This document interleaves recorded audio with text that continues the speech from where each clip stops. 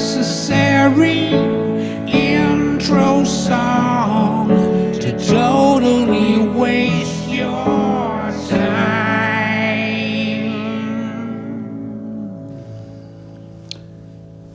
I did ayahuasca once.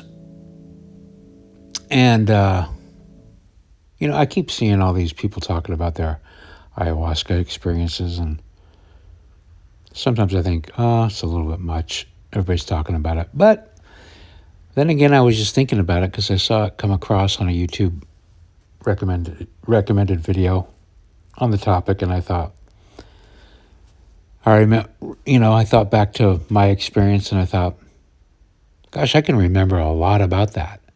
And I kind of had a feeling in my body when I thought about it.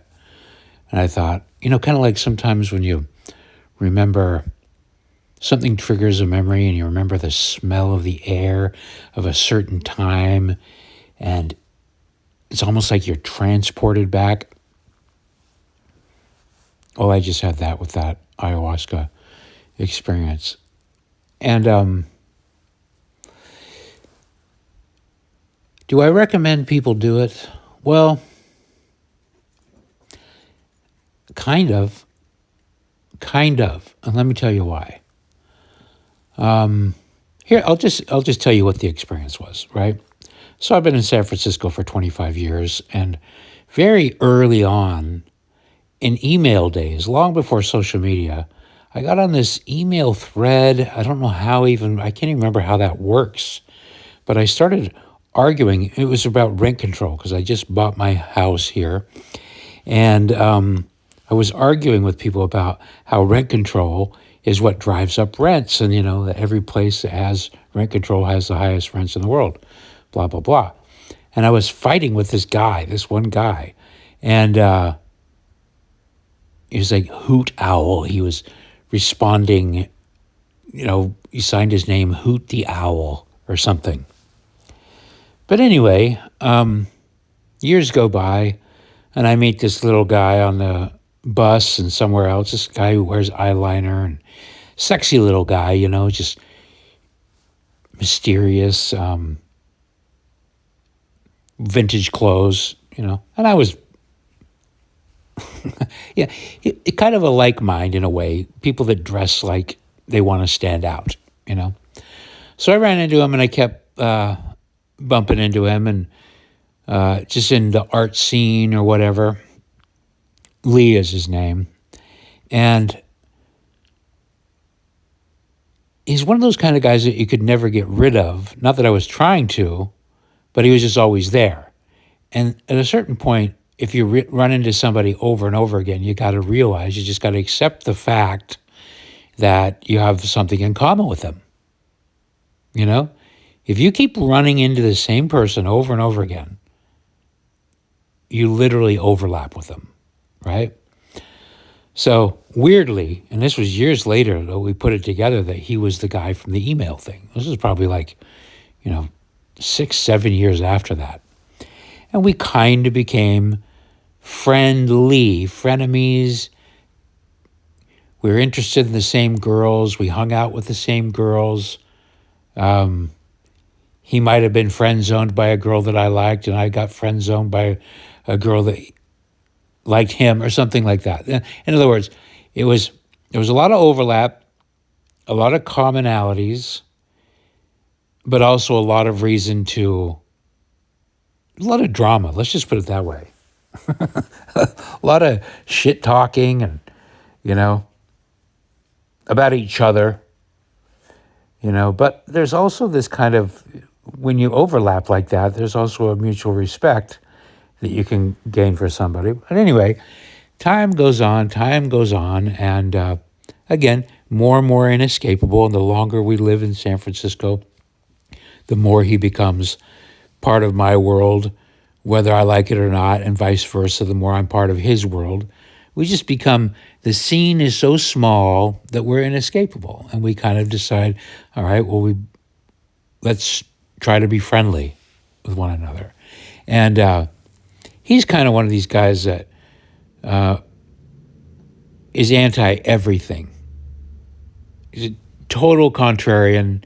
He's the smartest guy always. He's the only person that has the internet. So we fought a lot about his conspiracies and knowing everything. And he's even knows more than Alex Jones and blah, blah, blah, blah, blah. But anyway, he's a guy that considers himself, or he seems to want to be.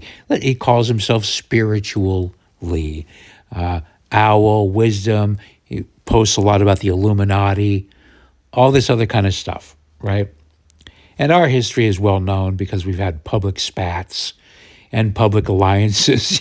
There's been all these times. It's like a dramatic little relationship between me and Lee.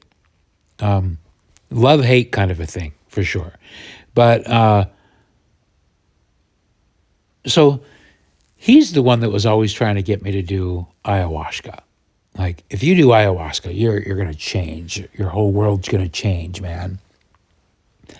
And I was like, I'm not that interested because this way.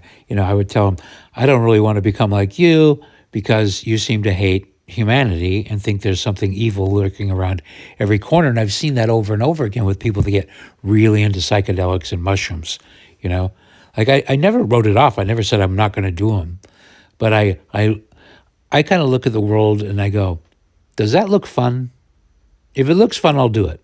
Like, I didn't drink my first drink of alcohol till I was 33 years old. But the only reason why I did is because I realized that the people that were drinking looked like they were having more fun. I never did cocaine because the people who were doing cocaine did not look like they were having fun. Right? I did ecstasy a few times because people looked like they were having fun. I never did heroin because they didn't look like they were having fun. It goes on and on. So, and I didn't really like the way Lee's world looked. It looked negative, kind of like how Joe Rogan, when he would talk about the DMT thing, and there's this thing where people kind of get this attitude that humanity is a cancer. Like, the more they get in touch with these mushrooms and psychedelics, it seems like the more they are disgusted by humanity, And I'm like, I already have hard enough time getting along with humanity. I don't need another reason to not get along with humanity. But, wanting to be the guy with the open mind, I thought, okay, I'll do it. I'll sign up. He said, I'll sign you up. It's just, in order to keep it legal, they have to have these religious ceremonies. And so, okay, I'll sign up. But then all of a sudden, as soon as I signed up, or I let him sign me up for this retreat, it started. They started sending me emails, and this is what you need to do. You need to prepare by, doing this. They're like, I recognized the pattern because it was exactly the same kind of patterns I used on my Mormon mission to prepare people to convert them, to prime them to have the experience we wanted them to have. And I was like, okay, here we go. I'm being prepared for a religious ceremony. I can tell it.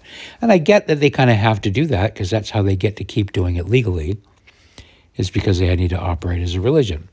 So I'm like, okay, I'm all fair with that. But I'm also resistant to it.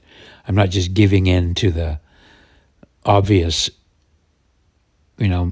priming me to go with what they want me to go with. So at this time, I'm kind of a big deal in town, Lee's a big deal in town. I'm a big deal in town. That's part of the reason why I think we were had an alliance at all. It sounds so silly to talk about right now, but so the date comes and goes. I didn't do the things that they told me to do. I didn't fast. I didn't meditate. I didn't do all the things, that would get me. They call it a yes ladder. If you can get people to commit to this thing, the more commitments you can get a person to make, the more invested they are in something, and the more likely they are to not criticize it later. It's the same thing with getting people to pay for their schooling. Very few people that are in debt $100,000 want to say that their schooling was the worst thing that ever happened to them, because that's just adding insult to injury. Anyway, So we drive up to this wonderful little place in the woods, this big kind of house, chapel type place, a big room, and they prep you. And a little shaman type lady comes in and starts telling you what you're going to think and what you're going to feel, basically trying to guide you. The same way we did as Mormon missionaries, the same way a psychic might do that, trying to guide you into having feelings that you want to have. And the focus was all on me. I didn't want it to be all on me, but it was on me because the table had been set that I was a bigger catch, let's say. They knew that I was coming into this experience with a critical eye. So there was more attention paid to me than I wanted to have paid to me, And I was kind of flippant about it like I am always with things. And I was just answering questions in a flippant, honest way rather than buying into the whole thing. But anyway, so the ceremony time comes and they have a shaman and everybody's laying on their backs in this big circle in this big room. There was probably, 50, 60, 70 of us total. People bring sleeping bags and stuff. And my friend Lee's laying right next to me. And they start this ceremony, and I'm kind of rolling my eyes at the whole ceremony part because it all looks like just the religious stuff that I got away from, Mormon temple stuff, not impressive, creeped me out. Wasn't into those kinds of things, ever. But so I go up, and you just have to stand in line. It's almost like standing in line to take a sacrament. And I take my little bowl of this ayahuasca stuff that kind of tastes like it had ground up coffee grounds in it. And then you lie down and you wait, and they play this music, and they play kind of scary music, and then they play happy music, and the lights are off, and there's these dances that happen. And while this drug is kicking in, I'm going, they're guiding me through what they told me, purging demons and all that stuff. And you get a bucket where, because a lot of people vomit, and that's purging. They say you're purging your demons. But, along the lines, while this is all going on, the lighting is changing. So it's a very guided thing. It's not this thing where you just take the drug and then the drug does its thing and they're guiding you through it, So it's an interesting experience, and I start hallucinating, and, I have this, my inner narrator never leaves. My inner narrator is going, oh, look, it's happening. It's happening right now. This drug is happening to you. And I start imagining, I have this long, video hallucination of every word in every book turns to bullshit, the word bullshit, right? Every billboard looks like bullshit. And I'm thinking, and in my mind, my narrator's going, I'm creating this, because I create these things anyway. I think of video ideas, I think of song ideas, I think of art ideas. But in this particular one, it became more real, kind of like a living dream where I'm half conscious and half asleep. So it's like this dream, but I'm just giggling, kind of like Beavis and Butthead, bullshit. Everything's bullshit. It's all bullshit. This is an idea I would have without the drug, right? It's not too different than ideas I've already had for videos. And they come around, they want to give more, and somebody's coming around to give water, and I'm feeling kind of shaky, and it feels like the water's really far away, and at some point I'm just really, really amazed that I have hands and feet. And I'm looking at my feet, and they're way down there at the end of my legs, and I'm just like, man, I can move these. It's crazy. I'm controlling my foot. I'm controlling my hand. And it just becomes amazing. And there's this real connection, and this, I guess you could call it kind of a not taking for granted what we'd take for granted. You know, having a hand and having feet became the most amazing thing in the world for me at the time, you know? And the whole experience was pretty amazing. I'm seeing people get up and walk around. And, you know, what happens is, and I'm thinking even my narrator in my mind as this is happening, I'm thinking, okay, so what's happening is the little departments of my brain that usually organize things are all on this drug. They're high. They're not doing their work, you know? Like, for example, when you look at a cloud and it looks like a cat, you go, oh, that cloud looks like a cat, because the departments of the brain are working together. The part that says, it looks like a cat, but it's not a cat, you know? But when you're on this drug, it looks like a cat, but the guy that's in your brain that's supposed to say, but it's not really a cat, it's a cloud, he's high, so he doesn't do that job. And so it is a cat. It becomes a cat. It's like, that's a cat, you know? I remember looking at a paper bag and thinking, that's a face, you know? Just because the whole brain's not working together. It's not functioning. Parts of it are taking the day off, so to speak. They're not doing their job, or they're being silly. But this is what's going on in my mind. In my mind, I'm thinking of my whole brain as all these departments, you know, of people drunk and not doing things. And there's this whole analogy going on. But, you know, this goes on all night. It lasts for people moaning around the room, and some people are having really miserable experiences. The guy next to me, and I'm thinking the whole time, I'm thinking, well, he's having the experience that they wanted him to have. They wanted to purge him of demons and come out on the other end with some spiritual thing, you know? So that's what he's having. And Lee had gone off, and he wandered off to outside, and he came back and he told me he saw a UFO, and it was for sure real. There was no way it wasn't real, you know? And I was thinking, well, that part of your brain that tells you it's not real, that it's just a cloud, they took the day off, you know. Anyway, time goes on. Morning starts rolling around. They start playing really beautiful music, and the drugs starting to wear off. And it was just kind of a nice, they knew how to end it on a nice note with really pretty music. And I really enjoyed the music and everything. But then they come around, and then they want to get what in Mormon times we called testimony meeting. They want to reinforce the spirituality part of it. So everybody gets in a circle and they start talking about their experiences. And I, again, felt that everybody wanted me, I could feel everybody wanted me to say something, like, especially Lee wanted me to be a convert to the thing. But when they got to me, what happened for you? I said, I felt like I was just Beavis and Butthead giggling the whole time. You know, I just thought everything's bullshit, bullshit, bullshit, bullshit. Every book, bullshit, bullshit. In other words, my experience did not measure up on the spiritual epiphany level for them. And I felt they were not happy with my response at all. Everybody was disappointed.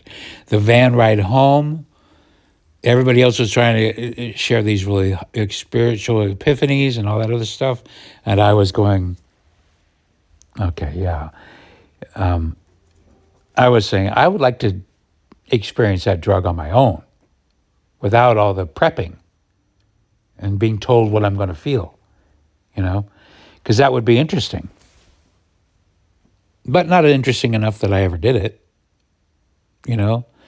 That's kind of the way I've always been with drugs. I've never gone out and looked for a drug or bought a drug, you know.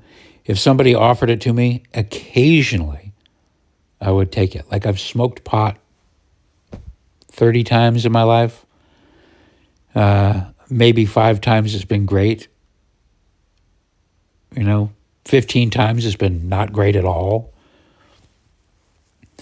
And mushrooms, and mushrooms kind of the same thing. This experience with mushrooms was very similar. A girl I was dating brought over some mushrooms, and we did them, and it was pretty amazing. Colors were brighter, and I thought, oh, this is why everybody asks me if I'm on mushrooms when I do my photographs, because the world looks like my photographs when I'm on mushrooms. Brighter, prettier, weirder, you know. So that's the question. What should you do these drugs? You know, microdosing.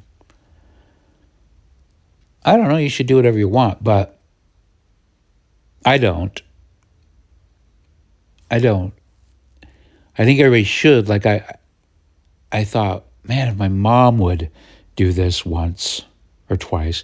And the reason why I feel like it's important to do it once or twice is because it really does slap you in the face and make you realize that your perception of reality is very changeable. All it takes is a little bit of a certain chemical to go in your body, and reality,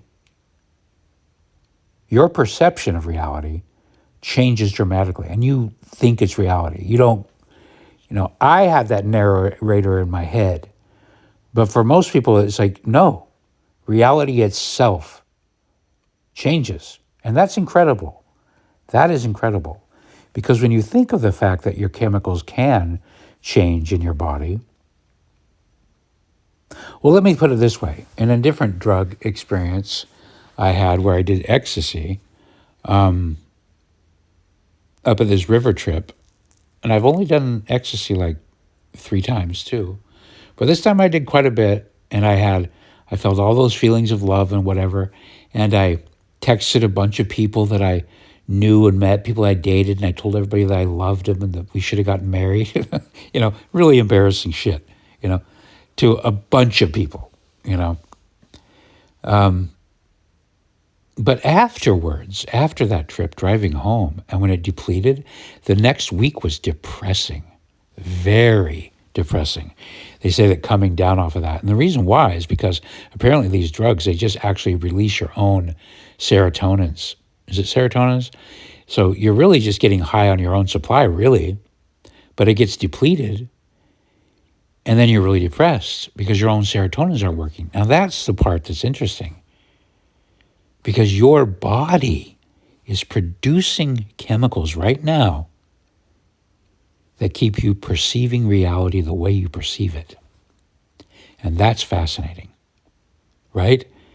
It's a little bit of a bummer, I have to admit. That week after that ecstasy, I was thinking, I was depressed because I didn't like the idea that love was just chemical, that it was a chemical reaction. It took the magic out of it, I didn't like that. I still kind of don't like it, which is one of the reasons why I have no interest in doing drugs anymore, because it is fragile. We're fragile. You're fragile. If your chemicals get out of whack, and I knew my chemicals got out of whack doing ecstasy, because having a week of depression after that, fuck that, feeling gloomy and sad about the whole world, that love isn't real. Love's not even real. That's what I was thinking. What is real? So, I'm happy that I have that experience. It is enlightening in that respect.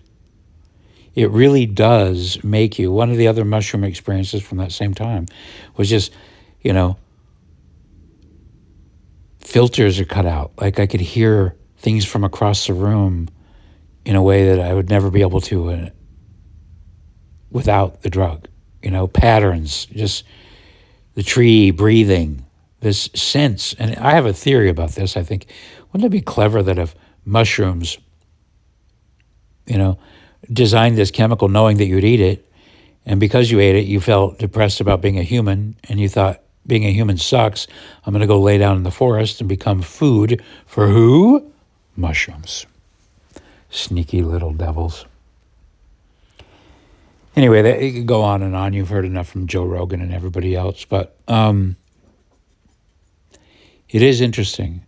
It is interesting. It is miraculous, because God, nature, whatever you want to call it, made those plants, made those mushrooms, and who knows why. Maybe Maybe they really do connect. Maybe the mushroom is a way that you connect into a different network. Maybe those experiences are important. Maybe you do see a different slice of reality that's always there, because you hear about all these experiences that universally people have, even if across cultures, they see the same things. It's insane. It's crazy. It does say that there is a layer that we're not seeing. That's for sure. And I think that's helpful. I think that's helpful for anybody to know that it's just another miracle. Let's just put it that way. It's just another miracle. Life is miraculous already. Every single moment is miraculous. But sometimes you just don't know it. Like, you don't care about your foot right now and your hand, your hair, and your teeth. But boy, if you're on ayahuasca, it's just like, wow. We should be able to feel that all the time anyway. But that feeling of, wow, my foot, I have a foot. And I can move it. I just thought about moving my toe and it moved. I did that. It's insane. It's crazy. But anyway, that's my story. Don't do drugs, kids, unless they're free and you're with a friend. And they're not the kind of drugs that make you sleep on the street. Thanks for listening.